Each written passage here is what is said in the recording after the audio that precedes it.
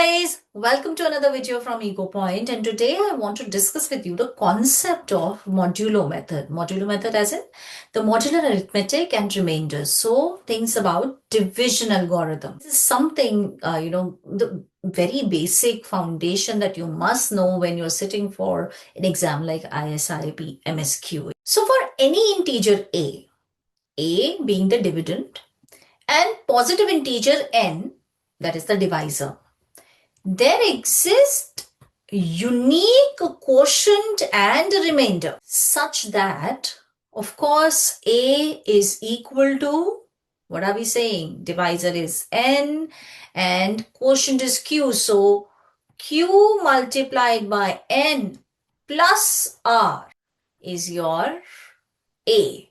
And of course, R, the remainder, would be strictly less than N, and it could be 0 or anything more than 0.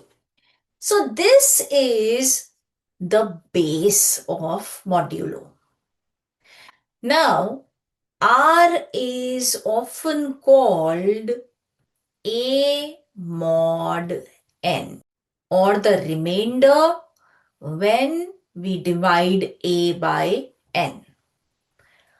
R is equal to A minus Q times N, or we can also say that Q is equal to the floor function A divided by N, where what is the floor function? The floor function is the greatest integer function, basically, the greatest integer less than or equal. So always remember, your remainder R will always be between 0 or n minus 1. It's an integer. We're talking about all integers out here. So 0 and n minus 1. Now, if you ask me why is this important for exam, it is important. Sometimes you're asked for the remainder. So if you are asked, find the remainder when 153 is divided by 36. Well, of course, it's a very simple question, but it could be used anywhere. So here, what will you do?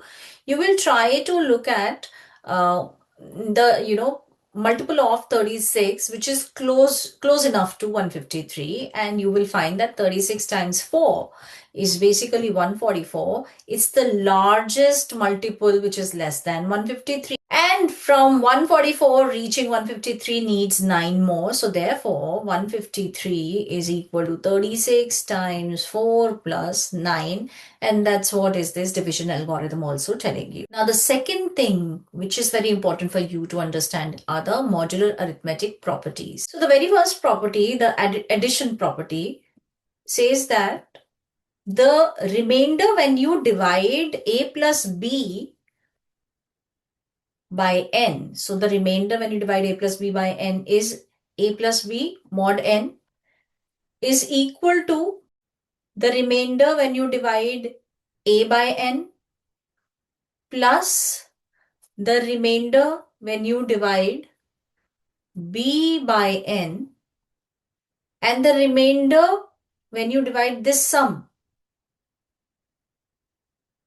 by n.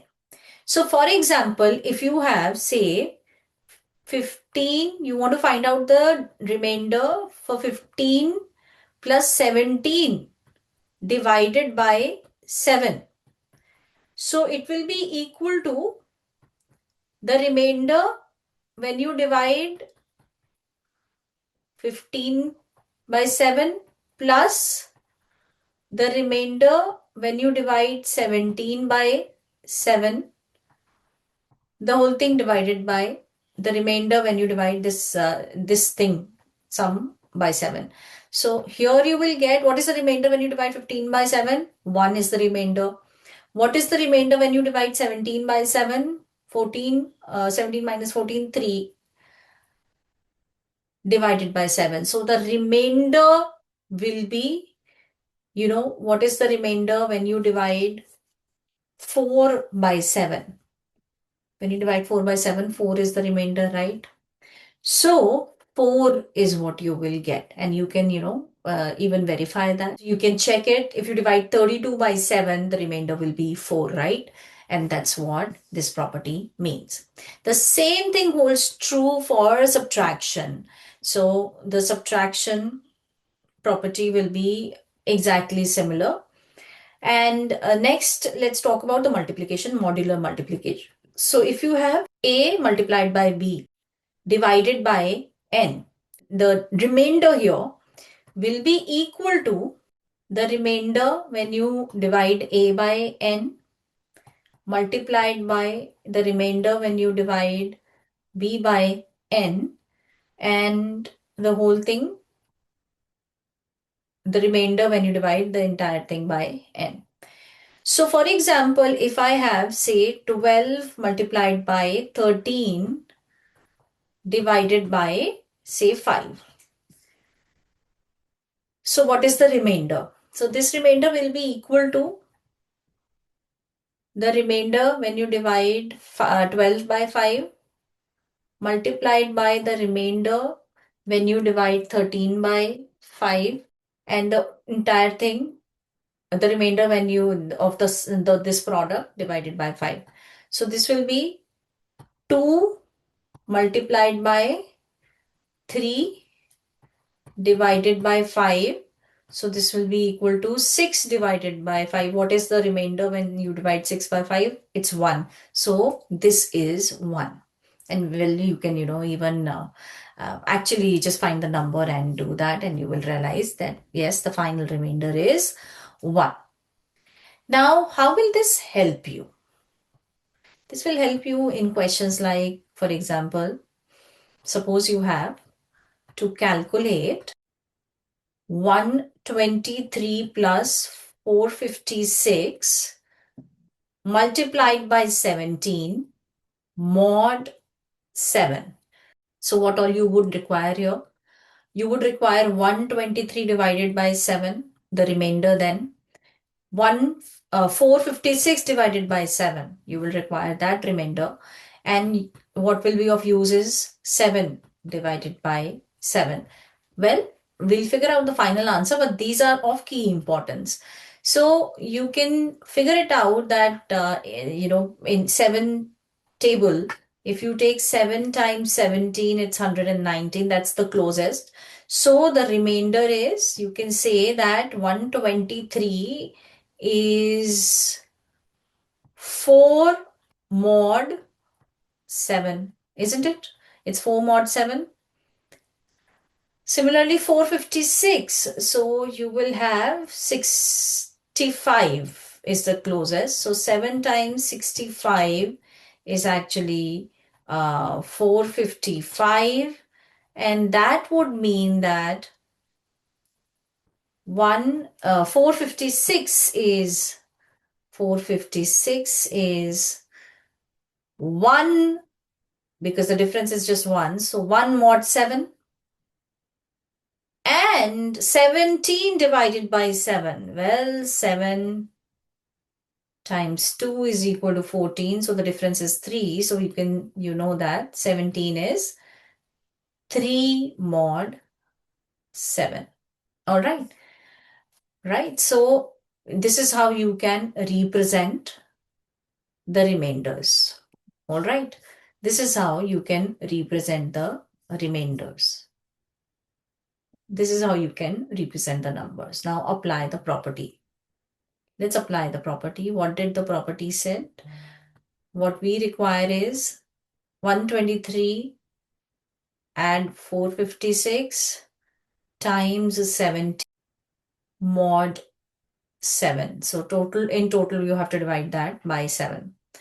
So these properties are basically telling you when you divide 123 by 7, you're getting 4.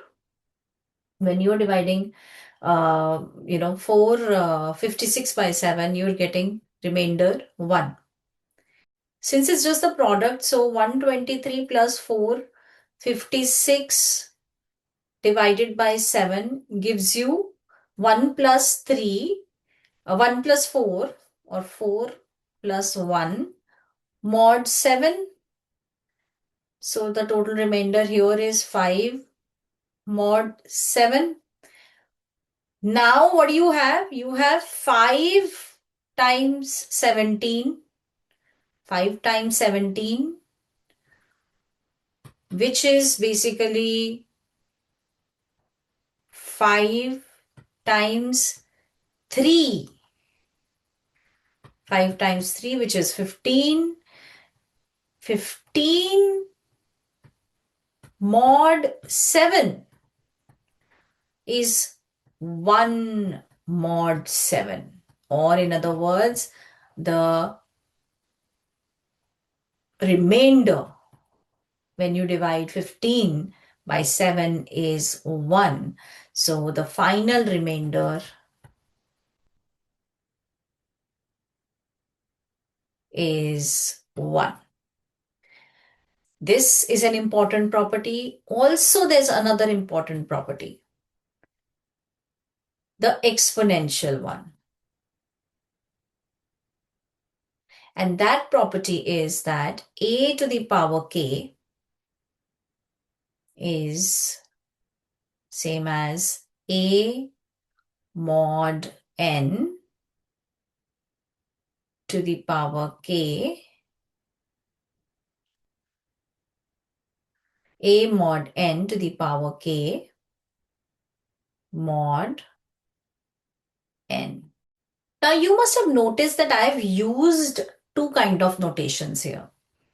The first thing is that I've already taught you that remainder r is equal to, if you go back to the notes, you will figure out that remainder r is equal to a mod n. A mod n. And here you don't see any bracket or anything, right? The second notation that you must remember while calculations and while looking into these kind of expressions is that A is equal to, we say R mod N. So what is happening here? What is happening here is that when you write down the number as remainder bracket, it essentially means that the number A, when you divide by n, gives you the remainder r. Gives you the remainder r, and it is represented like this. So when I say 1 bracket mod 7, so what values can this generate? Whatever numbers will give, when you divide by 7, will give you remainder 1. So it could be 15, it could be 8, it could be 22, so on and so forth. All right. So it's a cycle. That's how this concept comes into place actually, that multiples and the remainders, they're cyclical like that. Now let me discuss one typical type of question which you can expect in MSQE. So the question is, what is the remainder when 1 factorial plus 2 factorial plus so on and so forth till 100 factorial is divided by 36? What is the remainder? You'll be using all the properties that you've learned and applying on that. So you must know, first of all, what 36 is equal to. If you use the prime factorization, you would know that 36 is equal to basically 4 into 9, which will give you 2 square into 3 square, right? So we need the smallest, since you're dividing by 36, what is the smallest k where k factorial has at least 2 2's and 2 3's, because then 36 will get cancelled. right? And you will not have any remainder with such numbers. So the remainder will be constructed only where this is not happening. You don't have two 2's and two 3's all simultaneously. So if you observe 6 factorial, which is 720, it is equal to 16 into 45 if I'm breaking as prime factorization, that is 2's and 3's. So you will observe that this is divided by 36. So everything over 6 factorial, since in factorial there is a product. When you talk about 7 factorial is 7 into 6 factorial. So if 6 factorial is divided by 36, you are with no remainder, left, then 7 factorial is also divided. You can divide. So 6 factorial can be divided by 36. All right. Because you do have two 2's and two 3's as well. So therefore, the question boils down to that what is the remainder for the sum 1 factorial plus 2 factorial plus 3 factorial plus 4 factorial plus 5 factorial. Well, now if you observe 1 factorial is just 1, 2 factorial is 2, 3 factorial is 6, 4 factorial is 24, and 5 factorial is 120. So, by the properties, what do you know? You can take the sum of these, and the sum is 153, and you will be looking into what is the remainder when you divide 153 by 36, and the remainder is, well, 153 is equal to 144 plus 9. 144 is 4 times 36. So what is the remainder? The remainder is 9. Similarly, you can try some other questions as well. Let me leave you with a question. Find the remainder. When you divide 1 factorial plus 2 factorial plus 25 factorial by 13. So again, use the similar steps to figure it out. So you'll have to figure out 13 is in itself prime. So the moment you will have 13 factorial, that's where the change will come, because there you will have 13. 13 is not a part of any other table, right? And it's prime. So from 13 factorial and above, everything will always get cancelled. By 13, you won't be left with any remainder. So you have to move up till 12 factorial and find out the remainder. All right. Thank you very much. I hope this will really help you.